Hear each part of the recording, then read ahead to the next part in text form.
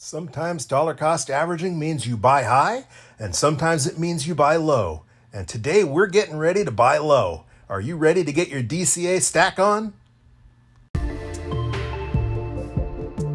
This podcast is for information and entertainment purposes only.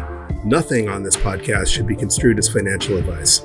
All views expressed on this podcast are solely the opinions of the host and/or any guests that we might have from time to time. Nothing on this podcast should be construed as a specific inducement to make a particular investment or to follow a particular investing strategy.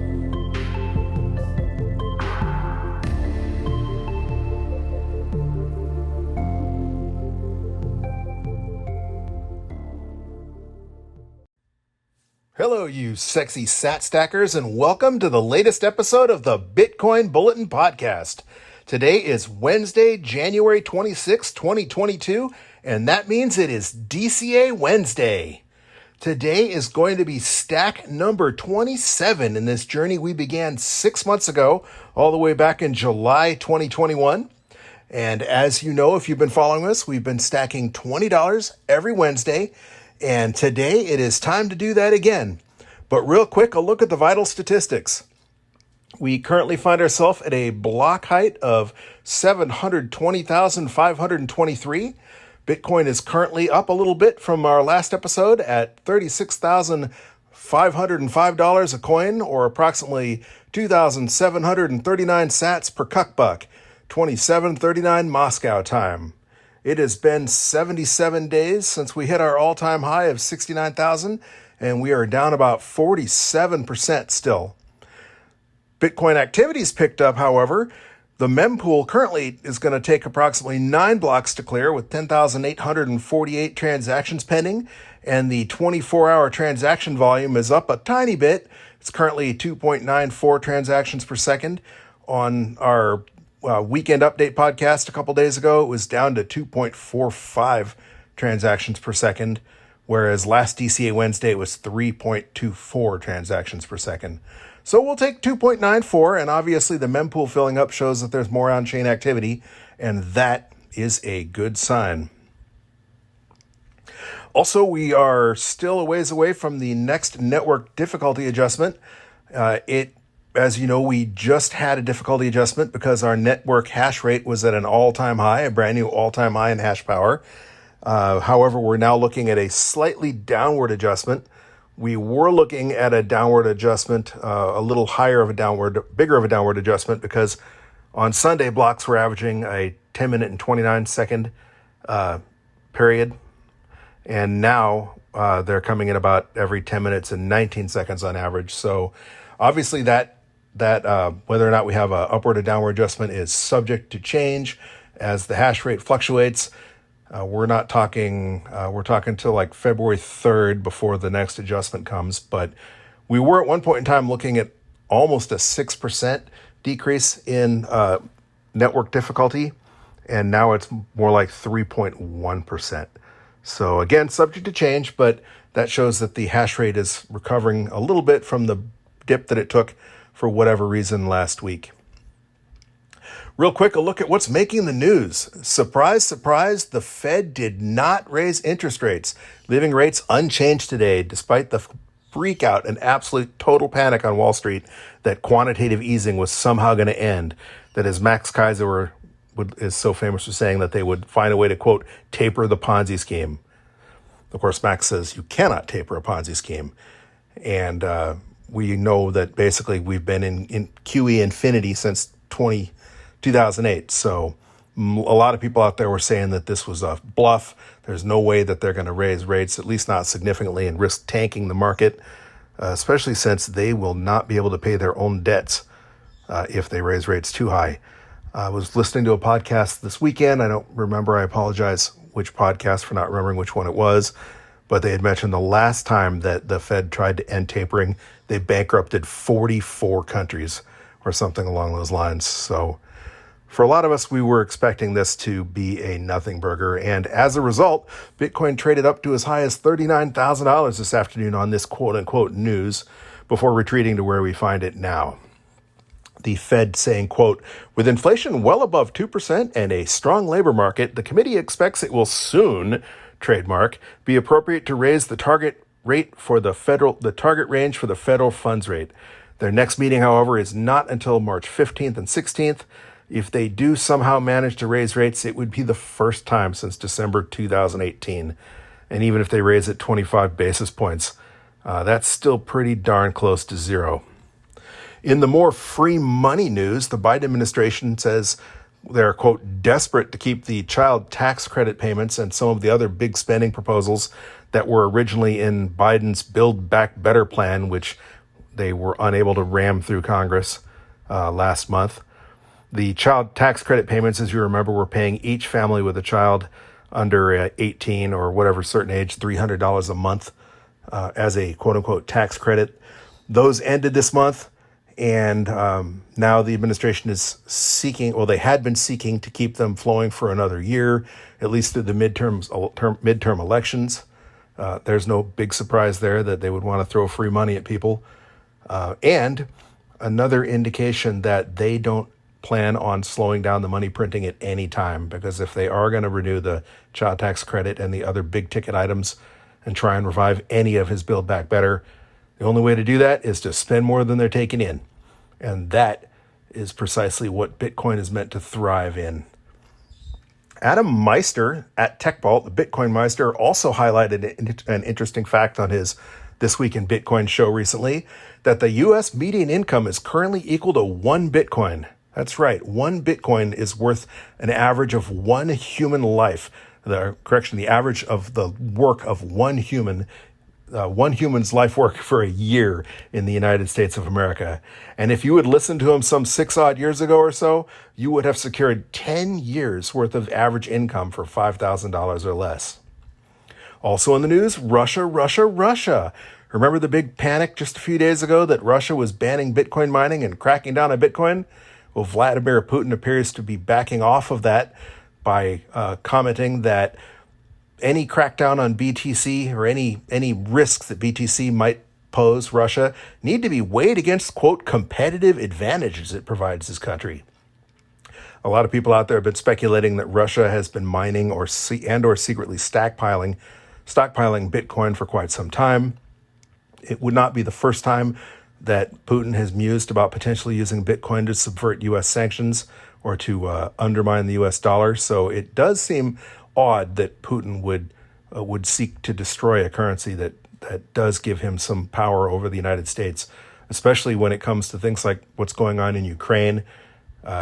If he was worried about the United States sanctioning him for whatever they decide to end up doing there, it certainly would make sense to be able to backdoor their economy through Bitcoin, and we know they're stockpiling gold to get away from or to minimize the impact of any sanctions that the United States could level against his country if they minimize the amount of dollars that they use. Also, Turkey was cracking down allegedly on Bitcoin as well. However, as you know, El Salvador President Nayib Bukele just met with President Erdogan of Turkey, and now Turkey appears to be doing an about-face as well, ordering the ruling party to, quote, explore cryptocurrencies. Now, that would be a harder one for me to believe, that a dictator, an authoritarian company that absolutely relies on absolute currency controls like Turkey to allow Bitcoin. However, it could just be that they're recognizing the inevitable. The media has pointed out that Turkish citizens have been absolutely pouring their money into Bitcoin and other cryptocurrency as their lira has completely collapsed recently. And not for the first time either, mind you. Along the El Salvador news, the IMF and other traditional world financial powers keep bringing the FUD on El Salvador, who, as you could recall, tweeted DGAF, or doesn't give a flip, to the IMF a couple of days ago when they were trying to threaten basically El Salvador, nonchalantly saying that basically that they're going to that Bitcoin will not only pose risks, but that there will be consequences for them using Bitcoin as legal tender. Again, the IMF reiterated that today, calling for El Salvador to abandon Bitcoin as legal tender, saying, quote, large risks associated with the use of Bitcoin on financial stability, financial integrity, and consumer protection, as well as the associated fiscal contingent liabilities. Bukele responding in typical Twitter boss fashion with a Simpsons gif with the grandma saying, "I see you, IMF. That's very nice." I know some people think that Nayib Bukele has some potentially dictatorial tendencies, and that remains to be seen, but the man is the Twitter meme master. And I, so far, am very impressed with what he appears to be doing in El Salvador. I am very, very bullish on both Bitcoin and on El Salvador. Naturally, Cathie Wood remains bullish on ARK, with Cathie Wood's ARK investment management firm predicting a price of nearly 1 million Bitcoin by 2030, writing in their recent report that as Bitcoin's market capitalization hit an all-time in 2021, ARK's research indicated that its network fundamentals remained healthy. To which I could reply in one word, duh. Despite this big dip, everything in the news, with the minor exception of IMF FUD and with things like Russia and Turkey threatening to crack down on Bitcoin, we all know those are nothing burgers. I mean, we saw China try and ban Bitcoin dozens of times. And the fact of the matter is, Bitcoin is permissionless money. It doesn't care what Russia, it doesn't care what Turkey thinks. Everything else, as far as Bitcoin is concerned, the news is just positive. Taproot and Schnorr signatures marching right along. TikTok new block. Adoption growing, hodlers hodling, the liquid supply of Bitcoin dwindling as hodlers keep stacking more and more Bitcoin. Really, the fundamentals on Bitcoin are just as solid as they've ever been. The all-time record hash rate for securing the network is another example. It's even with the price being down, there's more computer power being dedicated to securing what is already by far the most secure monetary network ever developed. Last but not least in the financial news, Tesla has hodled. There was a lot of speculation about whether Elon Musk would dump his Bitcoin holdings, and Tesla just released their fourth quarter earnings report today, and it shows that they didn't buy any Bitcoin, but they also didn't sell any Bitcoin. So their Bitcoin position has remained exactly the same. I never bought that kind of FUD, but Elon, with his personal backflip on his statements about Bitcoin, he's way smarter than that. He's a pretty savvy individual. I think he knows the potential of Bitcoin, in my personal opinion. I don't think he's dumb enough to believe the ESG narrative out there. I think he's just pandering. I mean, he's in the electric car and the solar panel business, for crying out loud. So the ESG peeps are his base customer. So it does not surprise me at all that while he's bearish Bitcoin in some of his statements, that his financial statements would show the exact opposite, that he's hodling, or at least his companies are continuing to hodl. All right, but what we're here today for is DCA Wednesday, and let's get our stack on before something changes too dramatically with the price. Again, this is going to be the cheapest that we have ever stacked Bitcoin. Previously, the cheapest we've ever purchased Bitcoin was all the way back on August 4th of 2021. That was for $38,900.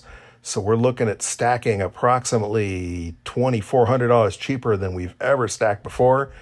While that puts our portfolio in the negative, we did buy on the bull run the way up to an all-time high. This is going to reduce our average cost basis significantly, hopefully. So we currently hold a stack of 1,028,434 sats, which we paid a total of $520 for, including about $12 in fees. Right now, that's only worth about $375.42, so we're down about $144. But again, dollar cost average is a long-term play. If you are in it to get rich quick, then you need to go to the casino or play day trading on Robinhood or whatever those people do, because this is not that method. If you don't know, dollar cost average is an investment strategy where you invest your money in equal portions at regular intervals regardless of price. They say time in the markets beats timing the markets every time it's tried. And indeed, some of the best performing portfolios in all time are of dead people, deceased individuals whose families didn't realize the investments existed and they just exploded in value over the time. because nobody was tinkering around the edges. Nobody was trying to outsmart the market. Again, this is not financial advice. This is for information purposes as I explore the theory of dollar cost averaging, and hopefully it will at least keep you entertained, and maybe we'll both learn something, or you can learn something from watching our trials and errors. And if you're stacking, this is going to be fun for both of us then. Again, we chose $20 and we chose Wednesdays. Some people DCA weekly. Some people DCA every other week when they get their paycheck, for example. Some people DCA daily. Some people even DCA by the minute. There's all kinds of crazy DCA plans out there. But weekly is pretty standard. And the reason we chose $20 is because $20 is an insignificant amount of money for the average person listening to this podcast. In some places in the world, $20 is a lot of money. But for the average person in my audience, $20 is what they would have dropped on Starbucks this morning, or on a drive-through at lunch, or maybe on a couple beers after work. So it's an amount we chose because we figured even if just every Wednesday you cut out one little vice, maybe you're trying to stop smoking and you save $20 on cigarettes and put it into Bitcoin, whatever, you do you. But for us, we decided that we're going to invest $20 and we were going to do so every Wednesday. Again, they say never invest any money you can't afford to lose. Certainly do not invest any money you're going to need right away. If you need this money on the first of the month to pay your rent, then it is not money you should be investing in any thing, let alone in Bitcoin or any other risk-on asset, as Bitcoin is referred to. But again, I am not here to give you financial advice. You need to do your own research and decide for yourself what is appropriate for you. For us, it's $20 and it's Wednesdays. And as usual, we're going to make this stack using the Cash App. I use the Cash App because, as I've said every week, it's just what I think it's the easiest way to do your DCA. They will let you automate your DCA stack, but as you know, I enjoy looking at the numbers. I enjoy watching the price. People say the best thing you can do for your sanity is not watch the price. And I like to say, well, watching the price is fine. Just don't watch your portfolio value fluctuate. Because if you haven't sold, you haven't made any of the money that you're looking at on paper, and you haven't lost any of the money you're looking at paper. And all that really matters is the future. And if you're investing in Bitcoin, you should have at least a 4-year time horizon, coinciding with the halving cycle or the 210,000 block theory that, again, Adam Meister, TechBalt on Twitter, likes to espouse. Really, you should be looking more like 10 years. I'm never planning on selling my Bitcoin. I'm trying to build intergenerational nest egg for the future. I believe that Bitcoin's going to be the new reserve asset, or at least gold 2.0. It's where I want to stack away money that I want my kids and my grandkids to have access to one day. Certainly not something I'm planning on selling this week, this month, this year, or even in the next 4 years. The other really cool thing about Cash App is that I don't keep any money on Cash App. So I do have a debit card linked to it. So adding money is instant. All I have to do is add cash. We're going to invest $20. So I'm going to enter $20. And just like that, I have $20 in Cash App. And then we're going to look at the bottom right-hand corner where the Bitcoin logo is. And we're going to buy Bitcoin. Sometimes it lets me just click on $20. Sometimes it doesn't. This time 25 is one of the defaults. But for whatever reason, I manually enter $20. And it's going to ask me to confirm. And it says we are going to be purchasing 53,602 sats for at a price of $36,472.52. That's including a 45-cent fee. Cash App does charge about 2.25% fee to purchase, which is not the cheapest method for stacking Bitcoin. But when you're buying small amounts like this, I think it's personally negligible, in my opinion. And as you know from listening to this podcast, they let me withdraw my Bitcoin to my hardware wallet for free. So some of that 45 cents is going to be made up for by the fact that I'm not going to be paying a mining fee when I have enough money that I feel like it's time to move it to my hardware wallet. So I'm going to click confirm. And boom, just like that, an extra 53,602 sats. And that raises our total now to 1,082,036 sats. That's currently worth $394.64, and it dropped our average cost basis all the way down. Our average cost basis, our average purchase price had been $50,562.31. Now it's $49,905.92. So that knocked $145 off our average. No, correction. It knocked. It knocked us. It knocked almost more than $600 off of our average cost basis. So that's not too shabby. And that is the beauty of dollar cost averaging right there. Again, we've paid as high as $65,969 and now as low as $36,472. And incidentally, DCA doesn't mean you can't also BTFD. We certainly buy the dips when they come along. I bought the dip several times, or caught the falling knife, as some people like to say, between now and Wednesday. If you have some dry powder, like they like to say, maybe an extra day that you're going to not go out with the boys, and take that $50 you're going to blow on drinks and sock it away if Bitcoin happens to be at a particularly appealing price. I do that from time to time. I do not include that in our DCA stack because I'm exploring the power of dollar cost averaging, and I want to explore that purely. And if I were to buy the dip with an extra $100, which is way out of line for the $20 value that we invest monthly, that would just skew our results. So to keep the data pure, we're not including our dip purchases, but rest assured we are buying the if and dip, just like everybody else out there, all those hodlers, and hopefully you are as well. But again, don't invest any money you can't afford to lose. Those are decisions you're going to have to make on your own. But DCA has been working out fairly well for us. And we are currently down, like I said, about $145 on our stack. We've been down for a couple of months now. For a while, we were sitting pretty since we started purchasing at 38,000 all the way up to 69. Our portfolio looked really well. But again, as they say, it's easy to look like a genius during a bull run. And I am not of the opinion that this bull run has ended yet.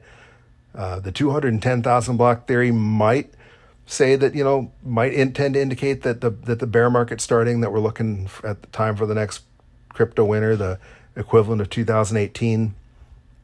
I just personally don't see that. We never really got to that point where your Uber driver was telling you all about his Bitcoin investment. As they say, when you're getting stock tips from the shoe shine kid, that's the time to dump your stocks. That never really happened. We maybe had a little bit of euphoria in the spring when it hit at 60,000 level the first time, but we certainly didn't see that kind of blow off top euphoria when it hit 69. It just kind of stalled. So I don't see any reason to indicate that this bull run is over yet.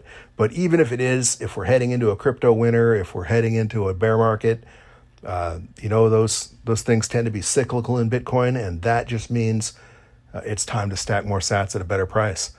I don't know about you, but I was personally looking at my stack when Bitcoin was 69,000 thinking, man, I have nowhere near enough Bitcoin, and I'll never have as much as I need now. It's at 69,000. I mean, I don't have 69,000 to acquire a whole coin, but if Bitcoin goes back down to, some people are saying 20, great. That means, 200,000, or that means $200 will get you 100,000 sats, or a million sats, correction, that our DCA, $20 DCA purchase, instead of getting 50,000 sats, will get 100,000 sats. So if you're a hodler, then you look forward to the bear market.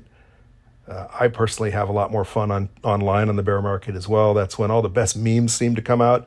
Although with Nayib Bukele on scene, the meme games have definitely stepped it up.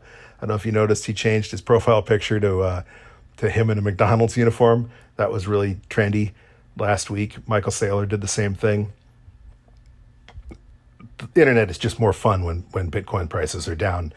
People tend to get, they just get a little more uptight when prices are high. You get the newbies that are coming in thinking that they know Bitcoin and, hi, I'm brand new to Bitcoin and I'm here to help you change it, kind of BS. And And when you have real money, when you're looking at your bottom line, you look at that portfolio value, which is one of the reasons I say pay attention to the price, but not your portfolio value.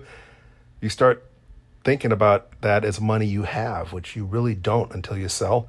But let's say you had one coin and you were looking at $69,000 in the equivalent of your Bitcoin checking account, and now you've only got $36,000 in that checking account. That can be stressful. So when Bitcoin's down, it's fun to pick up cheaper sats. And hopefully you are following along and doing that as well, because 4 years from now, we're going to look back, in my humble opinion, and we're going to have a laugh that I even thought buying at 69,000 was high. Hopefully you've been enjoying the show, and if you do, there are a number of ways you can support us. The first and most easy way is that if you want to stack on Cash App and you don't already have Cash App, there is a referral link in the show notes. Cash App is not a sponsor. We do not get any money from Cash App to promote them or to shill them. However, if you click on that referral link and sign up for Cash App, you'll get $5 just for signing up, and we'll get $5 as well. That'll help us both out. If you're interested in hearing more of what I say, I have written a couple books, but the one that's most pertinent to this podcast is Understanding Bitcoin for Noobs. And you can get that at both barnesandnoble.com or amazon.com. And of course, if you purchase any of my books, that'll help me. You can also support us directly through anchor.com. Anchor.com has a support the podcast link, and I've included that in the show notes. As well, I've included a Base32 address in the notes if you are so inclined and would like to contribute Bitcoin, if you'd like to donate Bitcoin to help fund our DCA purchases, keep this podcast going. Again, we don't have any sponsors.